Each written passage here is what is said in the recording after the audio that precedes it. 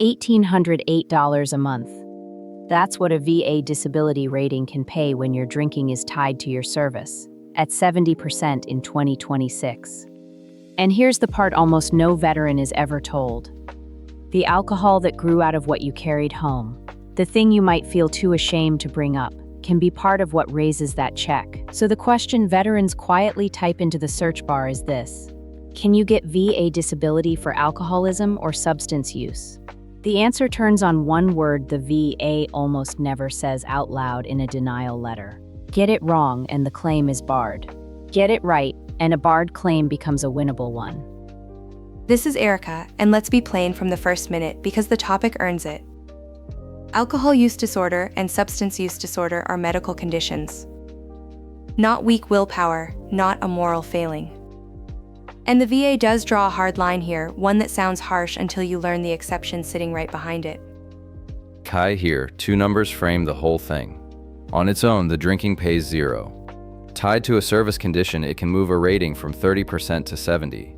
$552 against $1,808. Run the math. That gap is the video. I'm Elena, the failure mode to name up front. A veteran drinks to quiet the nightmares, files, and gets denied for, quote, willful misconduct. Assume the worst version of that letter. It is still beatable. And it usually turns on one kind of evidence nobody told them to gather. Think of it like a wound that got infected. Nobody blames you for the infection. They treat it. The trauma is the wound, the self-medication is the infection that spread from it, and the pattern underneath is the same one the whole VA system runs on. They pay for damage, not for shame. Before we open that exception up, one question shows up under every video on this, and Elena pulled it straight off the comments. Elena, read it for us. Yes, and it's the fear that keeps people from getting help at all. If I admit to the VA that I have a drinking problem, does that admission wreck my disability claim? And the flat answer is no. Seeking treatment does not count against you. We'll show you exactly why in a few minutes. Hold on to that, because it changes everything. Getting help is not evidence against you. Coming up, the one word that flips a barred claim into a winnable one. Everything today, the full conditions list and free filing guides, lives at va.professorerica.com.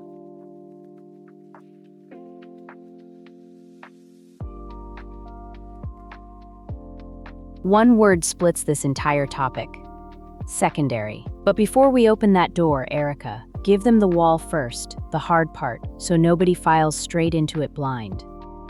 Here's the ruling nobody softens. By statute 38 U.S.C. 1110, no compensation shall be paid if the disability results from the veteran's own abuse of alcohol or drugs. Section 105 says the same about line of duty. So alcohol abuse that stands entirely on its own is not directly compensable. That's the wall, and I won't pretend it isn't there. It's like my batch cooking, exactly 5 identical meals from one recipe. The statute is that recipe. On its own, the alcohol plates up 0, no matter how it started. And the denial letter has a phrase for it: willful misconduct. 3 words that end a lot of claims that should have won, because the veteran had no idea a different word would flip the whole thing. Honestly, Elena's right, and I want to correct myself before I mislead anyone. I called it a wall. It's a wall with a door in it. The bar only closes the front way in. There is a legal sideway that stays open, and it isn't obscure. Think of it like a locked front door with a side door nobody points to. The front door is barred. The side door is exactly one word wide, and that word is secondary. Walk through it, and the same drinking counts. And here's the ruling that built that side door.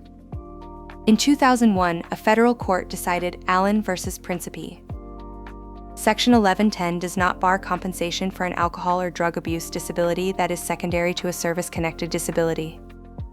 So when the drinking grows out of something the VA already rates, it can come in with it. Which condition, though? Be specific.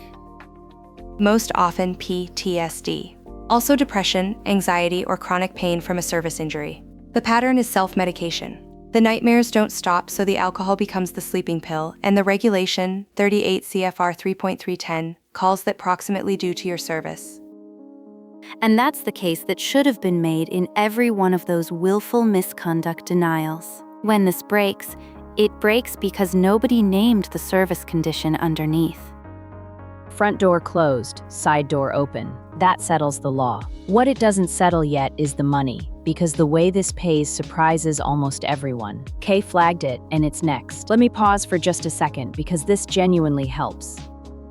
If you are getting value here, hit that like button, then subscribe and ring the bell.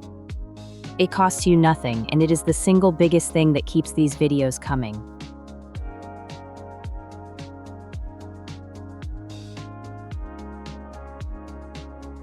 This is where people expect a second check. They don't get one. Watch. Here's the ruling on that. 38 CFR 4.14, the pyramiding rule. The evaluation of the same symptoms under different diagnoses is to be avoided. So the VA will not pay you once for the PTSD nightmares and again for the alcohol that comes from them. Same symptoms counted a single time. Think of it like pouring a second cup into the same glass. The glass just fills higher. You don't get handed a second glass. The drinking folds into your mental health evaluation instead of sitting beside it. Right? It raises the rating. It doesn't add one.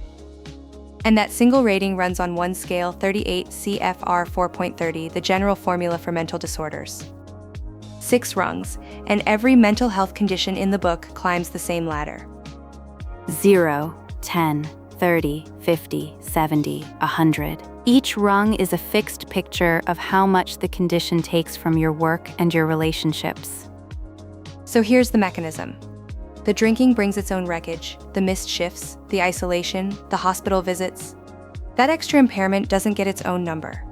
It pushes the one rating you have up the ladder from 30 toward 50, 70, in the worst cases 100. And that's exactly the objection a sharp viewer raises, so let me hand it over. Kai's had the obvious paradox loaded since I said counted once. Kay, put it to us. Yeah. If you only count the same symptoms once, how does the drinking push the rating up at all? Fair, and it's the crux. You count the symptom types once, but severity is cumulative. The drinking makes the same anxiety worse, the same sleep worse, the same work record worse. More total impairment climbs the formula. One tally, heavier weight, higher rung. So the drinking doesn't buy a second paycheck. It resizes the one you can claim. And that resizing is worth real money, which is next, in this year's dollars.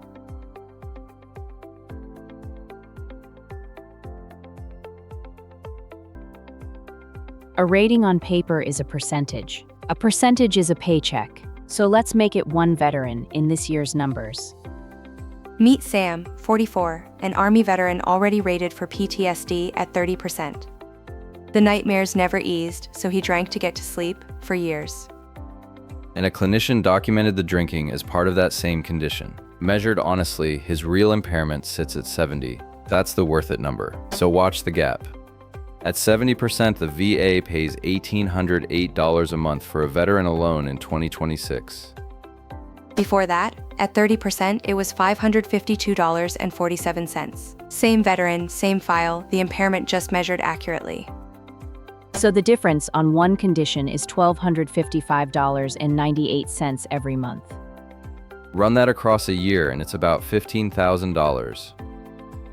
For evidence, a doctor may already have written in the chart. And the honest mechanism, so nobody hears this wrong. Sam did not earn more for drinking. He earned it because his impairment was finally measured instead of hidden behind shame. The number tracks the damage, nothing else. And assume the worst reader on the other side of that file. If the impairment never gets written down, it never gets rated. The number only tracks what a record can prove. Which raises the blunt money question, and Kai pulled the sharpest version of it off the comments. Kai, go ahead. Yeah, the blunt one. Is a bump from 30 to 70 really worth reopening a settled claim? And my honest answer, $15,000 a year for the rest of your life is worth a hard afternoon. Worth it isn't always a yes, and we'll settle that in a real debate before we close. First, though, all of this runs through a single appointment, and we brought in someone who lives inside that process.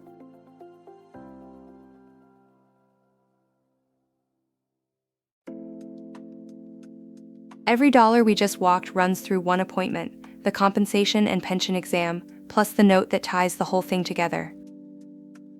This is the piece I turn over at night, the way I get with late-night documentaries, pausing every few minutes to chase a citation. The piece people fumble is the nexus. That's the clinician's sentence linking the drinking to the service condition. Without it, real suffering reads on paper as unrelated, and the claim stalls. The bar for that link is lower than the fear around it. The rule is at least as likely as not, and even 50-50. Tip the scale to the middle and you've cleared it. No proof beyond a doubt required. This is exactly the read you want from someone who lives in this process, so let's get her on the line. Happy to help. You already put your finger on the hinge, the nexus. On a claim like this, I want three things: the service-connected condition, the PTSD or the pain, the substance use diagnosis itself, and one clean clinician sentence saying the second grew out of the first, at least as likely as not. And hear this part plainly, because the fear stops people from getting help. Going to the VA for treatment does not count against your claim, it never has. The record you build in that treatment is very often the exact evidence that wins it. That one sentence could keep somebody alive. Say it twice. It all lands on one form, VA Form 21-526EZ, the application for disability compensation. You write the substance use disorder on it, and right beside it the service-connected condition that caused it. That link on the page is the claim. Hold on. What about back pay? How far does it actually reach? Your effective date lands on the day the VA logs your claim as received. That's 38 CFR 3.400, the later of your claim date or the date entitlement arose. So don't wait until you feel brave. The day you file is the day your clock starts. One hard one. Primary drinking, no service condition behind it. Are they just out? I'll give it to you plainly, and mostly it's yes. With nothing service-connected behind it, the statute closes the front door and there's no rating to award. But the treatment door never locks, and it costs you nothing to walk through. That's the honest guardrail. No service condition. The side door Nova named stays shut. But the moment PTSD or pain is in your file, it's already cracked open, and that's where you look first. Before I drop off, do one thing for me: pull your own records first. If a clinician already tied the alcohol to your service condition, half your case is written. Start right there. That's the part no pamphlet ever hands you. Appreciate you jumping on the line.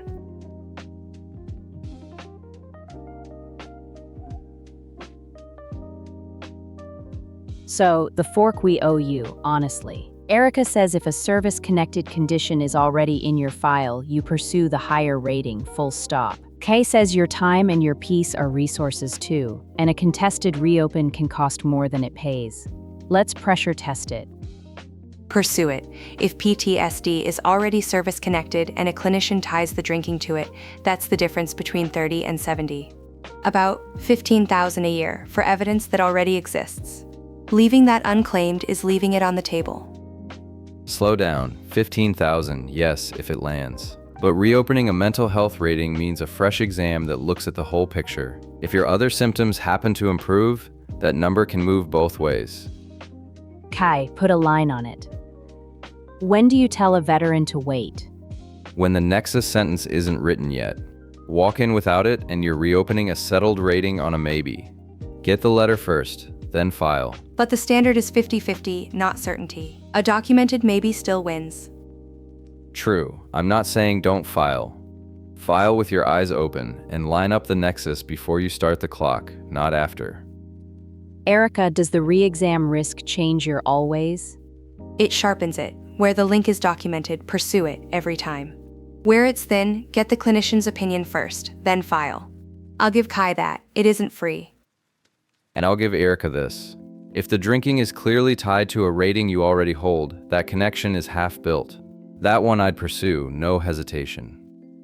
So here's my honest verdict, and the record backs it. Allen versus Principi and 38 CFR 3.310 are clear. When a service-connected condition drives the substance use, pursue the higher rating and get the nexus in writing first when it's close. When it's primary, standing alone, the statute bars the check, And the honest move is treatment, not a filing. And the one word we promised at the very top, secondary, is the whole game. That is the panel's verdict and our recommendation, a rule you can act on this week. Find the service link, get it in writing, then file. Erica, Kai, that was a sharp one. Let's take it to the wrap.